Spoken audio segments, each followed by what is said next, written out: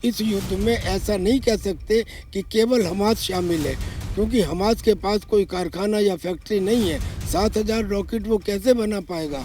ये जो युद्ध छेड़ा गया है, ये प्लानिंग के साथ इसलिए छेड़ा गया है ताकि हम किसी तरह से इजराइल को डिफीट कर सकें और इजराइल से वो जगह छीन सकें। कि इसमें ईरान पूरी तरह से मदद कर रहा है और उस ईरान की मदद के साथ इसमें टर्की भी कहीं ना कहीं इनके साथ है। जॉर्डन ने भी अपनी सेना बॉर्डर के ऊपर भेज दी है। तो बहुत सारी इस्लामिक कंट्रीज भेज दी गई हैं।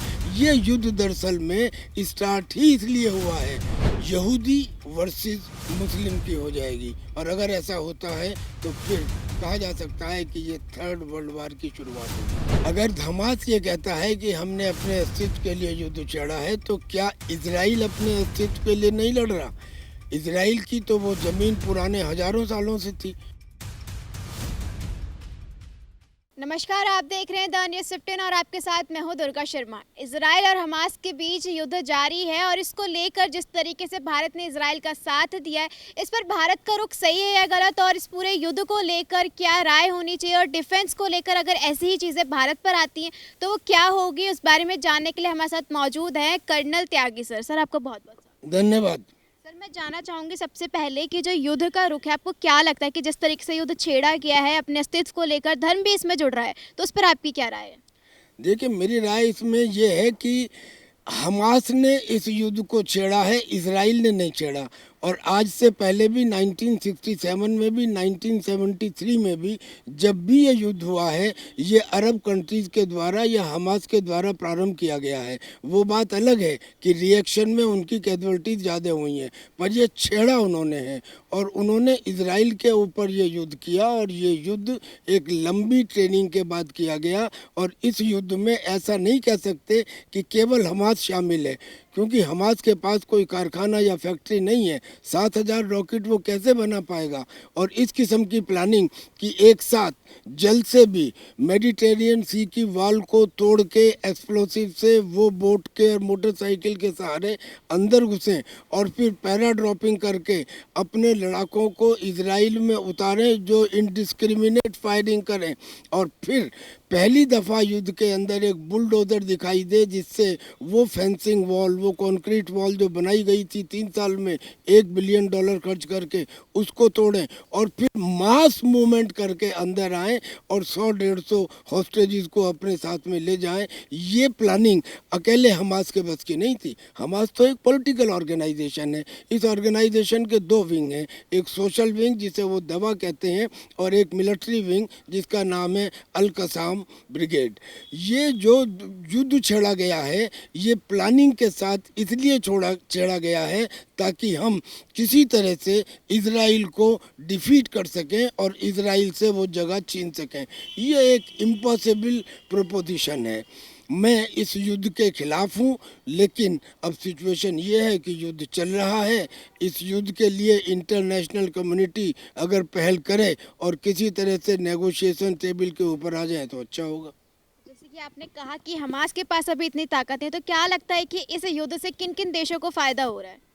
देखिए, इस युद्ध में पहले तो अब हमास अकेला है नहीं, जैसा मैंने पहले बताया। अब इसमें लेबनान का हिजबुल्लाह भी आ गया है, और तो और इसमें वेस्ट बैंक में जो फतह पार्टी है, वहाँ पे भी एक टेररिस्ट ऑर्गेनाइजेशन है, उन्होंने भी स्ट्राइक शुरू कर दी है और वहाँ भी मेरा ख्याल 5-7 लोग मारे गए हैं। इसमें सीरिया ने भी गोलन हाइट से लड़ाई शुरू कर दी है।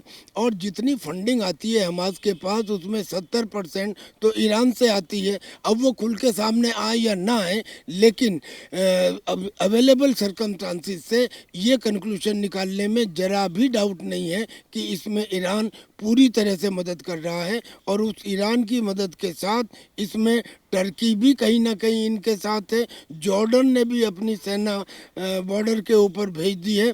तो बहुत सारी इस्लामिक कंट्रीज भेज दी गई हैं। ये युद्ध दरअसल में स्टार्ट ही इसलिए हुआ है क्योंकि जब सऊदी अरेबिया और इजराइल के बीच में अमेरिका के इंटरवेंशन से एक समीकरण स्थापित होती हुई दिखाई देने लगी, तब कुछ देशों को, जिसमें ख़ास तौर पे ईरान है, उन्हें ये तकलीफ़ हुई कि अगर ये देश इजराइल के साथ चले गए तो फिर अरब वर्ल्ड के अंदर फूट पड़ जाएगी। लिहाजा उन्होंने उस इक्वेशन को जो सऊदी अरबिया और इजराइल में एस्टेब्लिश होने ही वाली थी, उसको रोकने के लिए ये काम किया। तो जैसे कि वहाँ पर युद्ध छिड़ रहा है, अगर ऐसी सिचुएशन भारत के साथ आती है तो क्या लगता है कि भारत किस तरीके से इससे निपटेगा?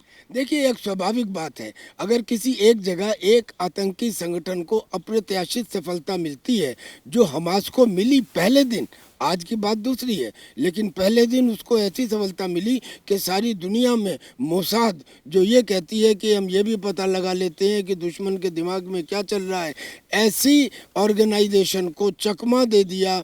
वहाँ के जो आयरन डोम थे वो रखे रह गए, वहाँ की जो दीवार थी सिक्योरिटी वो तोड़ दी गई। जब इस किस्म की सफलता मिलती है, जो बाकी टेररिस्ट ऑर्गेनाइजेशन है उनका मनोबल बढ़ जाता है।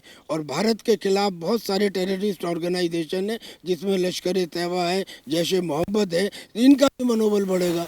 लेकिन फिर भी भारत के साथ ये सिचुएशन आने की उम्मीद नहीं है। कारण पहला, ये दोनों संगठन, इनके जो मुखिया हैं वो जेल में हैं। दूसरा, इनके पास और इनके पीछे जो खड़े हुए देश हैं, यानी कि पाकिस्तान के पास इतनी ताकत नहीं है, इतना धन नहीं है कि वो इन्हें अरब कंट्रीज़ की तरह से दे सके। लिहाजा भारत में ये होने के चांसेस बहुत कम है। और दूसरी बात, भारत एक बड़ा देश है, यहाँ पे डेंसिटी ऑफ पॉपुलेशन उस तरह की नहीं है जैसी गाज़ा पट्टी में है या जैसी इजराइल में है। लिहाजा I do not think it is applicable to India, but even if it happens, India has got sufficient air power, ground power and naval power to restrict it. तो जिस तरीके से ये छिड़ा है, तो क्या लगता है कि इस युद्ध का अंत क्या होगा या फिर किसको सफलता मिलेगी? देखिए, सफलता किसको मिलेगी ये तो समय बताएगा, लेकिन जब ये युद्ध छेड़ा गया था, तो उस समय क्या ये मालूम था कि लेबनान का हिजबुल्लाह भी इसमें आ जाएगा? क्या ये मालूम था कि सीरिया भी गोलन हाइट से इसके ऊपर अटैक करने लगेगा? क्या ये मालूम था कि जॉर्डन भी अपनी फ़ौजों को भेजने के लिए तैयार हो जाएगा? क्या ये मालूम था कि सऊदी अरबिया और ईरान, जिनके दोनों मुखिया आपस में हाथ मिला चुके हैं, वो आपस में बातचीत करेंगे, एक दूसरे के दुश्मन है। ईरान के कहने पे सऊदी अरबिया एक्टिव कन्नाइवेंस हो या ना हो, एक टैसिट अप्रूवल दे के ये कह देगा कि हाँ, हम फ़लस्तीन के साथ हैं। इसका मतलब ये कि युद्ध को प्रारंभ करना एक बात होती है जो कोई भी कर सकता है, लेकिन युद्ध का अंत होना कोई नहीं जानता और किसी के हाथ में नहीं होता। रूस और यूक्रेन इसके सबसे बड़े उदाहरण हैं और यही सिचुएशन यहाँ होगी। और इसमें भी एक बात ये है कि अगर भगवान ना करे पूरा अरब यानी कि मुस्लिम वर्ल्ड एक साथ आ जाता है और फ़लस्तीन की सपोर्ट करता है, और इधर अमेरिका जिसने अपने एयरक्राफ्ट कैरियर वगैरह ऑलरेडी वहाँ पर भेज दिए हैं, अगर ये सब नेटो कंट्रीज़ और वेस्ट एक साथ आ जाते हैं, तो फिर ये लड़ाई यहूदी वर्सेस मुस्लिम की हो जाएगी। और अगर ऐसा होता है तो फिर कहा जा सकता है कि ये थर्ड वर्ल्ड वार की शुरुआत होगी। जिस तरीके से आपने कहा कि यहूदी और मुस्लिम, तो वहीं जो है हमास का यही कहना है कि हम अपने अस्तित्व के लिए लड़ रहे हैं, धर्म एक साइड रखकर हम अस्तित्व के लिए लड़ रहे हैं। तो लगता है कि हमास ने जो युद्ध छेड़ा है वो अपने अस्तित्व के लिए बहुत सही है। अगर हमास ये कहता है कि हमने अपने अस्तित्व के लिए युद्ध छेड़ा है, तो क्या इजराइल अपने अस्तित्व के लिए नहीं लड़ रहा? इजराइल की तो वो ज़मीन पुराने हज़ारों सालों से थी, उनका भी क्लेम है, इनका भी क्लेम है। और जब 1947 में यूनाइटेड नेशंस ऑर्गेनाइजेशन ने एक बता दिया था कि हाँ, ये एरिया इजराइल का, ये एरिया फ़लस्तीन का, तो उसे मान लेना चाहिए था, उसे नहीं माना गया। उसके बाद में भी जब पैलेस्टीनियन लिबरेशन ऑर्गेनाइजेशन यानी कि अराफात ने इसकी एक समझौता कर लिया था, तब मान लेना चाहिए था।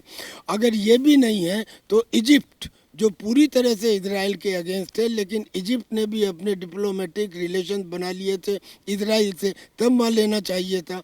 तो अगर इजराइल को आप अपनी जगह पर रहने देंगे तो ठीक, वरना अगर नहीं रहने देते हैं तो वो भी ये कहेगा कि मैं अपने अस्तित्व की लड़ाई लड़ रहा हूँ, और हमास भी कहेंगे अपने अस्तित्व की लड़ाई लड़ रहा हूँ।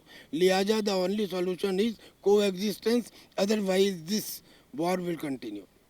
क्या लगता है कि ये अभी इस तरीके से युद्ध ना छेड़कर बातों से इस चीज़ का समाधान निकाला जा सकता था? बिल्कुल निकाला जा सकता था, बातों से समाधान निकाला जा सकता था। ये बात भी सच है ये बात भी सच है कि फ़लस्तीन के अंदर और ख़ास तौर से गाज़ा पट्टी में वहाँ के लोगों की हालत बहुत ख़राब है। वहाँ पे उनको जाने के लिए रास्ते नहीं हैं। एक किस्म से वो ओपन जेल है और उनकी सुविधाओं को बढ़ाया जा सकता था। वो बात नेगोशिएशन से की जा सकती थी, लेकिन वो बात ना करके इन्होंने जो लड़ाई लड़ी है या जो युद्ध छेड़ा है, अब इसके परिणाम भयंकर होंगे और ये इतना आसान युद्ध भी नहीं है। देखिए जो गाज़ा है, गाज़ा पट्टी एक मिसनोमर है। गाज़ा पट्टी में जितना आपको ज़मीन के ऊपर दिखाई देता है उतना ही ज़मीन के नीचे भी है। वहाँ पे सुरंगें हैं। जो कुछ पैसा हमास को मिला, इजराइल से भी मिला, दूसरे देशों से भी मिला, उन्होंने उस पैसे का इस्तेमाल किया वो सुरंग बनाने में। करीब करीब 1500 सुरंगें हैं और अगर उनकी लंबाई देखी जाए तो हज़ारों किलोमीटर में है, कॉन्क्रीटाइज्ड है। वही सुरंगें जैसे हमारे यहाँ मेट्रो रेल है, हम उसे लाइफ लाइन कहते हैं, उन सुरंगों को वो भी लाइफ लाइन कहते हैं और वो भी उन्हें मेट्रो कहते हैं। उनका खाना हो, उनका कपड़ा हो, उनका फायर आर्म्स हो, उनका फ्यूल हो, ट्रेनिंग हो, रॉकेट बनाना हो, ये सारे काम उन्हीं सुरंगों में होते हैं। और जब आपने देखा होगा कि जब इजराइल की पिछले 5-6 रोज से लगातार बमबारी चल रही है, बड़ी बड़ी बिल्डिंग तबाह हो रही हैं और वो ज़मीन के ऊपर धराशायी हो रही हैं, लेकिन ज़मीन के नीचे जो सुरंगें हैं जो करीब करीब 20 मीटर डीप हैं, वो जस की तस हैं। यानी कि उन सुरंगों को ख़त्म करना आसान नहीं होगा। यद्यपि इसके लिए इजराइल ने अमेरिका से बस्टर बंकर बस्टिंग बम मांगे हैं। उसके पास F-35 है जिससे वो उनका इस्तेमाल कर सकता है। ये बम दरअसल में ऐसे होते हैं कि बहुत भारी होते हैं और इनमें डिले फ्यूज़ लगा होता है, तो पहले ये ज़मीन में घुसते हैं, घुसने के बाद फिर एक्सप्लोड होते हैं। तो इस तरकीब से उन गुफाओं को ख़त्म तो किया जा सकता है, but it is a long drawn process, it will take time and it is not going to be a easy thing to flush out all the Hamas from Palestine. और अगर ऐसा हुआ भी तो ये तब होगा जब हजारों लाखों निर्दोष लोगों की जान वहाँ से ख़त्म होगी, क्योंकि गाज़ा पट्टी जो है वो दुनिया का सबसे ज़्यादा डेंसली पॉपुलेटेड एरिया है। केवल करीब 30 स्क्वायर किलोमीटर में वहाँ पे 20 लाख लोग रहते हैं। मेरा आपसे आखिरी सवाल कि जिस तरीके से भारत ने इजराइल का साथ दिया है, तो लगता है कि उनका साथ देने से भारत के बाकी देशों के साथ जो रिश्ते हैं उस पर कुछ असर पड़ेगा? नहीं, नहीं पड़ना चाहिए। भारत ने इजराइल का साथ किस लिए दिया? भारत ने इजराइल का साथ इसलिए दिया कि G20 की अभी बैठक हुई थी। इस G20 की बैठक में सब देशों ने साइन किया था और उसमें ये साइन किया गया था कि आतंकवाद किसी भी रूप में हो, अच्छा हो या बुरा हो, एक जगह हो या दूसरी जगह हो, किसी भी तरह का आतंकवाद बर्दाश्त नहीं किया जाएगा, ज़ीरो टॉलरेंस रखी जाएगी। इतना ही नहीं, उसमें ये भी कहा गया था कि आतंकवाद के सपोर्ट करने वाले देशों को भी उसके लिए जिम्मेदार ठहराया जाएगा। अब मुझे बताइए कि हमास ने जिस तरह से इजराइल की औरतों को, बच्चों को सिर काटा, वहाँ से ले गए और जो उन्होंने कर्तव्य जो रोज़ आपको टीवी पे दिखाई दे किए, क्या ये प्रोफेशनल आर्मी करती? ये जो कुछ किया जा रहा है ये आतंकी गतिविधियां हैं और आतंकी गतिविधि को रोकने के लिए हमने इजराइल का साथ दिया, नंबर 1। और नंबर 2 इसलिए रशिया हमारा नेचुरल दोस्त है। क्यों? क्योंकि जब भी कभी आवश्यकता हुई वो हमारे साथ आया। ऐसे ही इजराइल ने भी 1999 में जब कारगिल युद्ध हुआ उस समय अमेरिका के विरोध के बावजूद इजराइल ने हमको हमारी वो फोर्स के लिए वो उपकरण दिए जो उस समय हमारे लिए क्रिटिकल थे। लिहाजा इजराइल का साथ देना हमारे लिए, मैं समझता हूँ, पूरी तरह से उचित है। तो देखा आपने कि जिस तरीके से हमने जाना कि अगर भारत में अगर ऐसी सिचुएशन की बात की जाए तो ऐसी सिचुएशन नहीं आएगी और भारत के बाकी देशों से रिश्ते बिगड़ने की बात तो ऐसा हो ही नहीं सकता, क्योंकि भारत ने साफ कहा है कि आतंकवाद चाहे हमारे देश में हो चाहे किसी और देश में, इसको बर्दाश्त नहीं किया जाएगा। आगे के अपडेट्स के लिए देखते रहिए द न्यूज़ 15।